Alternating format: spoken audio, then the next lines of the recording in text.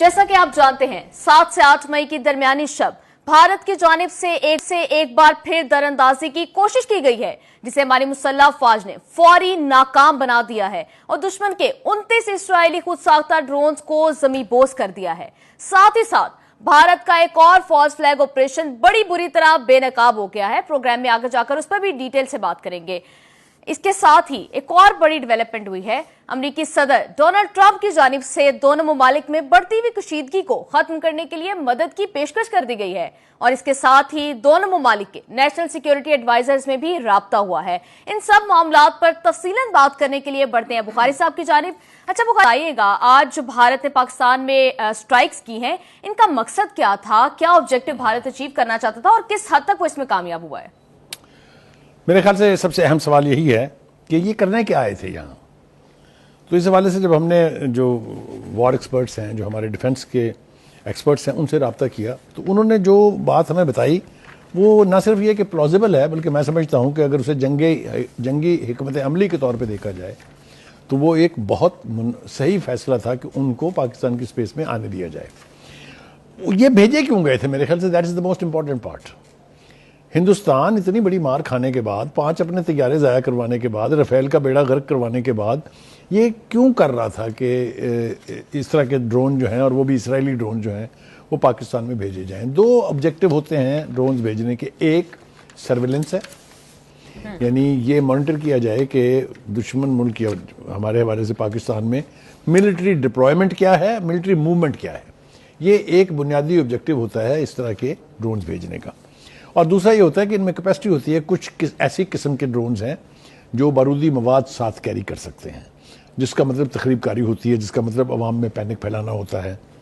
تو یہ 2 بنیادی آبجیکٹو ہوتے ہیں، لیکن یہاں آبجیکٹو بالکل کچھ اور تھا، اور وہ ہم اپنے ناظرین کے ساتھ شیئر کرنا چاہتے ہیں کہ ہندوستان اصل میں ان ڈرونز کو بھیج کے یہ چاہتا تھا کہ ہم انہیں اپنے ایئر ڈیفنس سسٹم سے تباہ کریں، اور بھارت کو پتہ ہو جائے کہ ہماری جو ایئر ڈیفنس سسٹم ہے اس کے انسٹالیشنز کہاں کہاں ہیں۔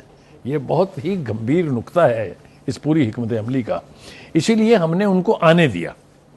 ہم نے اپنے ایئر ڈیفنس سسٹم کو انیشیٹ کرنا کہہ لیجئے، یا اس کو یعنی استعمال کرنے کی ضرورت محسوس نہیں کی کہ ان کا یہ ہدف نہ پورا ہو جائے کہ ہمارے ایئر ڈیفنس کی انسٹالیشن اس علاقے میں، جو کہ بہت ہی امپورٹنٹ علاقہ ہے، وہاں کہاں کہاں ہے۔ تو ہم نے کیا کیا؟ ہم نے اسٹریٹجی بدلی، اور ہم نے ان کو 2 طریقے سے ڈیل کیا، ایک سافٹ کل اور دوسرا ہارڈ کل۔ اب یہ 2 اصطلاحیں کیا ہیں، اس کی تھوڑی سی وضاحت جو ہے وہ ہم کر دیتے ہیں تاکہ لوگوں کو سمجھ آ جائے گراس روٹ لیول کے اوپر کہ یہ کیا ہے۔ سافٹ کل جو ہے، اس میں ہم کمپیوٹر استعمال کرتے ہیں۔ کمپیوٹر کے ذریعے جو ڈرون ہے اس کے سسٹمز کو ہٹ کرتے ہیں، یا وہ جیم ہو کے گر جاتا ہے یا وہ ڈسٹرائے ہو کے گر جاتا ہے۔ This is soft kill using computer technology, latest technology to hit a drone. اور دوسرا طریقہ کار جو ہے وہ ہارڈ کل ہے، وہ یہ ہے کہ ہمارے پاس ایسے سسٹمز موجود ہیں جو نیچے سے ان کو ہٹ کیا جا سکتا ہے وداؤٹ انیشیٹنگ آور ایئر ڈیفنس سسٹم۔ تو آپ نے دیکھا ہوگا ایک فوٹیج بھی چل رہی ہے جس میں نیچے سے فائر ہو رہا ہے اوپر، اور اگر آپ کو یاد ہو تو لاہور کے لوگوں نے بار بار یہ سنا کہ فائرنگ کی آوازیں آ رہی ہیں، تو those were all attempts to hit the drones. تو یہ ایک وضاحت بہت ضروری تھی ہمارے ہاں۔ اب جو اصل بات ہے وہ یہ ہے کہ ہندوستان کی یہ اسٹریٹجی بھی کامیاب نہیں ہوئی ہے۔ ایک اور انہوں نے اس سے بھی زیادہ خوفناک استعمال کیا ہے ڈرونز کا، اور وہ یہ ہے کہ پنجاب کے حوالے سے آپ کو یاد ہے کہ سکھ جو ہیں وہ ناراض ہیں ہندوستان سے۔ سکھوں کی جو لیڈرشپ باہر بیٹھی ہوئی ہے، جسٹس فار پیس والے پتونت سنگھ پنو جو ہیں، جو کینیڈا میں بیٹھے ہوئے ہیں اور جو امریکہ میں بیٹھے ہوئے ہیں، آپ کو پتا ہے کہ سکھوں کی ایک بڑی تعداد پورے یورپ میں اور امریکہ میں جو ہے وہ بستی ہے۔ انہوں نے واشگاف الفاظ میں 2 باتیں کہی تھی جو بہت امپورٹنٹ ہے۔ ایک، انہوں نے کہا کہ ہم لینڈ ٹروپس کو ہندوستان کے پنجاب سے گزر کے پاکستان پر حملہ کرنے نہیں دیں گے۔ سمبولک بات ہے، لیکن یہ بہت بڑی سپورٹ ہے، اور اس سے ہندوستان کو بہت تکلیف ہے۔ دوسرا یہ کہ یہ بھی ان کو معلوم ہے کہ چاہے ہماری طرف سے کرتارپور کوریڈور بنانا ہو، چاہے ہماری طرف سے سکھوں کی آمد و رفت کو ایگزمپٹ کرنا ہو، وہ بھی یہ سمجھتی ہے بھارتی حکومت کہ سکھوں کے دل میں ہمارے لیے اور ہمارے دلوں میں سکھوں کے لیے گنجائش موجود ہے. اس کی انہیں بہت تکلیف ہے، لہذا انہوں نے فالس فلیگ آپریشن کیا انٹرنلی جی اور سکھوں کے مقدس مقامات کے اوپر ڈرونز گرانے کی کوشش کی. یہ واقعات ہوئے بھی، لیکن وہ اتنے بھونڈے طریقے سے کیے ہیں انہوں نے کہ ڈرون کہتے ہیں کہ یہ گرا، یہ ہم نے گرا لیا، اس میں بارود تھا اور اس سے تباہی مچی، پیچھے گھاس پڑی ہوئی ہے کافی بڑی تعداد میں، اس میں آگ تک لگانا بھول گئے وہ، کیونکہ جب ڈرون بارود کے ساتھ گرے گا تو سب سے پہلے آگ لگے گی نا نیچے. تو بہت ہی بھونڈے طریقے سے انہوں نے یعنی سکھوں کی یہ سپورٹ جو پاکستان کے لیے ہے اس کو انڈو کرنے کی ایک ایسی کوشش کی ہے جس کا بھانڈا بیچ بازار میں پھوٹ گیا ہے. ٹھیک ہے جی. تو ڈرون کی ٹیکنالوجی کے حوالے سے بھی انہوں نے یہ جواز پیدا کیا کہ جی ہمارے ہاں کل پاکستان نے رات میں ہمارے مختلف علاقوں میں ڈرون سے تباہی مچانے کی کوشش کی ہے، اس لیے ہم یہ ڈرون جو ہے پاکستان بھیج رہے ہیں، which is absolute nonsense and absolute lie, blatant lie کہتے ہیں اس کو. ٹھیک ہو گیا جی. اچھا بخاری صاحب، اس سارے تناظر میں یہ جو سچویشن ہے اس میں ایک بات بڑی اہم ہے کہ ریپیٹڈلی جو ہے وہ بھارت یہ کہہ رہا ہے کہ ہم اس کو 8 اکتوبر بنائیں گے. ٹھیک ہے، اور ہم دیکھ رہے ہیں کہ آج والی سٹرائکس میں بھی اسرائیلی ٹیکنالوجی کو استعمال کیا گیا ہے. تو آپ کے اس الائنس کو، مودی اور نیتن یاہو الائنس کو کس طرح سے دیکھتے ہیں؟ دیکھیے، پہلی بات تو یہ ہے کہ اس کے بارے میں دو رائے نہیں ہے. اسرائیل کے ساتھ سب سے زیادہ کلوزنس ہے بھارت کی، کیونکہ دونوں ہی ٹیررسٹ ہیں، دونوں ہی اسٹیٹ ٹیررزم کے ایکسپرٹس ہیں، دونوں ہی انسانیت کے خلاف مجرم ہیں، دونوں ہی اسٹیٹ ٹیررزم کی بدترین جو صورت ہو سکتی ہے استعمال کرنے کی اس کے مجرم ہیں. جو نیتن یاہو ہے ان کے بارے میں تو international criminal court of justice کا فیصلہ موجود ہے کہ وہ مجرم ہیں جینوسائیڈ کے، یعنی نسل کشی کے، انسانی نسل کشی کے، اور ان کے وارنٹ گرفتاری جاری ہوئے ہیں. جو یہ بچر آف گجرات ہیں ان کو 10 سال کے لیے خود امریکہ نے بین کیا ہوا تھا، ان کو ویزا نہیں دیتے تھے، وہ کہتے تھے یہ ٹیررسٹ ہے. تو ان کی کولیبوریشن سمجھ میں آتی ہے کیونکہ یہ انسانیت کے بھی مجرم ہیں اور ان میں کوئی بھی چیز انسانوں والی نہیں ہے. وہ میں تفصیل میں جاؤں گا تو کافی وقت درکار ہوگا اس کے لیے، لیکن یہ کہنا کافی ہے کہ دونوں درندہ صفت ہیں، دونوں انسانیت کے دشمن ہیں. تو ایک تو یہ ہمیں سمجھ آتی ہے. دوسرا یہ کہ ایک دوسرے کے ساتھ ان کی کولیبوریشن بہت کلوز ہے. آپ نے دیکھا جو ڈرونز یہاں آئے ہیں وہ بھی سارے اسرائیلی مینوفیکچرڈ ہیں. آپ کو یاد ہے جس طریقے سے انتفاضہ شروع ہوا تھا فلسطین میں، تو اور وہ غلیلوں کے ساتھ وہ جو بنٹے اور وہ مار کے اسرائیلی فوجیوں کی زندگی حرام انہوں نے کی ہوئی تھی، یہی کچھ ہوا تھا کشمیر میں بھی. تو کشمیر میں بھی پھر بلائے گئے تھے یہ Israeli experts to handle that situation, کیونکہ کشمیری ہیں تو نہ ہتھے نا، ان کے پاس آم وام تو ہے نہیں، تو وہ بھی اسی طرح کے حربے استعمال کرتے تھے ہندوستانی فوجیوں کو ڈیل کرنے کے لیے. تو ان کی کولیبوریشن پرانی ہے، یہ کوئی نئی فلرٹیشن نہیں ہے، یہ ایک دوسرے کے لیے استعمال ہوتے رہے ہیں اور ہوتے رہیں گے. اب آ جائیے جناب، ہم آج ہمارے جو دو سرکردہ لیڈر کہہ لیجیے آپ، ایک ہمارے ڈپٹی پرائم منسٹر اور فارن منسٹر اسحاق ڈار صاحب، اور دوسرے D G I S P R. D G I S P R نے جب سے یہ سلسلہ شروع ہوا ہے تب سے انہوں نے قوم کو اعتماد میں بھی لیا ہے اور سچ بولے ہیں، ان کو اپنے کسی سٹیٹمنٹ کے اوپر شرمندگی اٹھانی نہیں پڑی ہے. بالکل. مجھے اس بات کی بہت خوشی ہے کہ وہ ریئل پکچر جو ہے وہ سامنے لا رہے ہیں عوام کے، کہیں کوئی جھوٹ نہیں بولا ہے. جہاں نقصان ہوا ہے اس کو مانا ہے، جہاں ہماری اچیومنٹس ہیں اس کو یعنی ہائی لائٹ کیا ہے. تو ایک تو میں ان کو کریڈٹ دینا چاہتا ہوں اس فورم سے کہ سچ بولنا قوم کے ساتھ جو ہے، یہ اس سے پھر آپ کو ندامت اور شرمندگی نہیں اٹھانی پڑتی جس طرح کی ہندوستانی حکومت کو اٹھانی پڑ رہی ہے. آج انہوں نے جو گفتگو کی ہے اس میں انہوں نے ایک تو یہ ڈرون کا جو سارا ڈرامہ ہے ہندوستان کا، اس کو ایکسپوز کیا ہے، لیکن انہوں نے جو باتیں کی ہیں وہ تھوڑی انٹرسٹنگ ہیں، وہ میرے خیال سے ہمیں تھوڑا سا اس کا ذکر کرنا چاہیے. ایک تو انہوں نے کہا کہ بھارتی حکومت ایسے لگتا ہے 18ویں صدی میں رہتی ہے، 21ویں صدی میں نہیں ہے. وہ یہ کیوں کہہ رہے ہیں؟ وہ یہ کہہ رہے ہیں کہ بھائی اس دنیا میں جس میں ہم رہ رہے ہیں کوئی بھی فلائنگ آبجیکٹ جو ہے وہ اپنے سگنیچر چھوڑتا ہے پیچھے. جی. ڈرون اڑے گا، اس کی ہسٹری، اس کے ٹریکنگ، اس کا ٹریک موجود رہے گا. تو ایک تو انہوں نے یہ کہا کہ جو آپ نے ڈرون اپنی آبادی پر خود چلائے ہیں اس کا بھی پتہ چل جائے گا، وہ چھپنے والی بات نہیں ہے کوئی. ٹھیک ہے جی. دوسری بات وہ یہ کہتے ہیں کہ جو بھارت ہے اور بھارت کی جو حکومت ہے اس کو تھیٹر اور فلمی دنیا سے باہر آ جانا چاہیے. جو جنگیں ہوتی ہیں اس میں اپنی مرضی کا اسکرپٹ نہیں لکھا جا سکتا. گراؤنڈ ریالٹیز جو ہیں وہ ایک ہر صورت میں ایکسپوز ہو کے رہتی ہیں. تو یہ جو اپنی مرضی کا اسکرپٹ لکھ لیتے ہیں اور پھر توقع رکھتے ہیں کہ لوگ ان کے جو یعنی پاپولیشن ہے وہ اس کے اوپر یقین بھی کرے گی, یہ دو چیزیں ہوتی نہیں ہیں.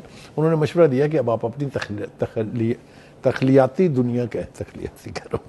میرا بھی وہی حال ہو گیا جو ایک لفظ ادا نہیں ہو رہا تھا کسی لیڈر سے, جو آپ اپنے فرضی دنیا میں جیتے ہیں اس سے آپ باہر آ جائیے. بات یہ ہے جی کہ وار ہسٹیریا سے انہوں نے کہا ہے کہ وار ہسٹیریا پھیلانے سے آپ باز رہیں اور جنگی جنون کو آپ ہوا نہ دیں. اس میں آپ کے عوام کا بھی فائدہ ہے اور اس خطے کے امن کو بھی مزید خطرات لاحق نہیں ہوں گے. دوسری بات یہ ہے کہ انہوں نے کہا کہ جب ہم جوابی کارروائی کریں گے, ان کا یہ جو کچھ آپ کہہ رہے ہیں نا کہ ہم نے کیا ہے پنجاب میں, یہ سب بکواس ہے, اٹس آل نان سینسیکل. جب ہم ریئیکٹ کریں گے تو وہ ساری دنیا بھی دیکھے گی اور آپ کو بھی اس کی گونج سنائی دے گی. اچھا بخاری صاحب بتائیں پھر پاکستان کے پاس اس ٹائم کیا اسٹریٹجک آپشن ہے, کیا کرے گا پاکستان؟ دیکھیے ہمارے پاس رائٹ آف ڈیفنس, جیسا کہ میں نے کہا کہ ایک دفعہ آپ نے ہم سے پنگا لیا, ہم نے آپ کو جواب دے دیا جی. ہم ابھی اپنا رائٹ آف ڈیفنس استعمال کرنے کا سوچ رہے تھے, آپ نے دوسرا پنگا کر دیا. تو اب تو ہمارا جواب جو ہے وہ 2 گنا قوت کے ساتھ آئے گا. اور میں اپنے اس پروگرام کے پلیٹ فارم کی وساطت سے ہندوستان کی پاپولیشن کو یہ پیغام دینا چاہتا ہوں کہ آپ اپنی لیڈرشپ کو روک سکتے ہیں تو روک لیں, کیونکہ یہ آپ کی زندگی عذاب بنانے جا رہے ہیں. ڈیفینیٹ جو ہمارا جواب ہوگا وہ یقینی طور پر بہت خوفناک اور بہت سبق آموز ہوگا. ہمارے ہاں جو ملٹری لیڈرشپ ہے انہوں نے جو ووکیبلری استعمال کی ہوئی ہے, آپ کو میں یاد دلا دوں پھر, آرمی چیف نے کہا you have started it, we know how to finish it. DGISPR کہتا ہے we are ready, don't test us. جہاں اس قسم کی ڈٹرمینیشن ہو اور قوم پیچھے کھڑی ہو, اس کو پھر ڈیفیٹ کرنا, اس کو ہرانا, اس کو ڈرانا, یہ چیزیں ممکن نہیں رہتی ہیں. دوسری بات یہ ہے کہ ہمیں اپنی کارروائی کو پروجیکٹ کرنے کے لیے, دنیا کو بتانے کے لیے سوشل میڈیا کی مدد درکار نہیں ہوگی. ہمارا ایکشن پوری دنیا کو نظر آئے گا اور ہمارے پاس اس کے ٹھوس شواہد موجود ہوں گے. جو کارروائی ہم نے پہلے کی تھی 6 اور 7 کی رات کو, اس کے بھی ٹھوس شواہد موجود ہیں. اب دنیا مان رہی ہے کہ طیارے گرے ہیں, رافیل مان رہا ہے کہ ہمارا ایک طیارہ گرا ہے. مطلب یہ کہ پہلا طیارہ ہے رافیل جو کمبیکٹ میں گرا ہے. آپ تصور نہیں کر سکتے اس سے اس کی ریپوٹیشن کہاں سے کہاں زمین بوس ہو جائے گی. شیئرز بھی نیچے آ گئے انفیکٹ. دوسری بات یہ ہے کہ جناب DGISPR نے یہ بھی کہا کہ 6 اور 7 کو بھارت نے اپنے جہازوں کا ملبہ اکٹھا کیا, اور 7 اور 8 یعنی کل رات سے اب تک ہم ان کے ڈرونز کا ملبہ اکٹھا کر کر کے پوری دنیا کو دکھا رہے ہیں کہ یہ پڑے ہیں وہ جنازے, آپ کے دیکھ لیجئے ان کو. ٹھیک ہے جی. دوسری بات یہ ہے کہ انہوں نے یہ بھی میسج دینے کی کوشش کی, اور میں سمجھتا ہوں کہ بہت صحیح میسج ہے کہ ہم نا ڈرنے ورنے والے نہیں ہیں, کیونکہ پاکستان آرمی اور پاکستان کے لوگ وار ہارڈنڈ ہے. یہ ایک فوجی اصطلاح ہے. وار ہارڈنڈ مین آپ ان مشکلات سے گزر چکے ہوئے ہیں, اب آپ کو کوئی چیز ڈرا نہیں سکتی ہے. وہ ہم نے کیوں کہا ہے, انہوں نے اس کو ثابت کرنے کے لیے آرگومنٹ یہ دیا ہے کہ پچھلی 3 دہائیوں سے ہم انٹرنیشنل وار اگینسٹ ٹیررزم کا بھی حصہ رہے ہیں, اور ہم ڈومیسٹکلی بھی ٹیررزم سے ڈیل کر رہے ہیں. نہ ہمیں ان سے ڈر لگا ہے, نہ ہمیں وہ انٹرنیشنل ٹیررسٹ سے ڈر لگا ہے.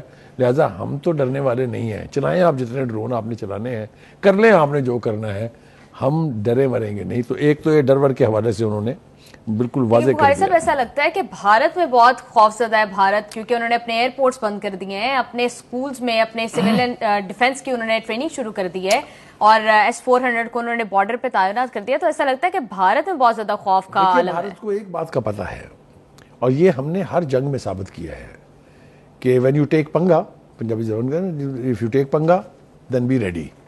تو یہ چاہے 65 تھا, چاہے 71 تھا, چاہے کارگل تھا, جب وہ پنگا کرتے ہیں تو ہم ان کو ان برے کو اس کے گھر چھوڑ کے آتے ہیں.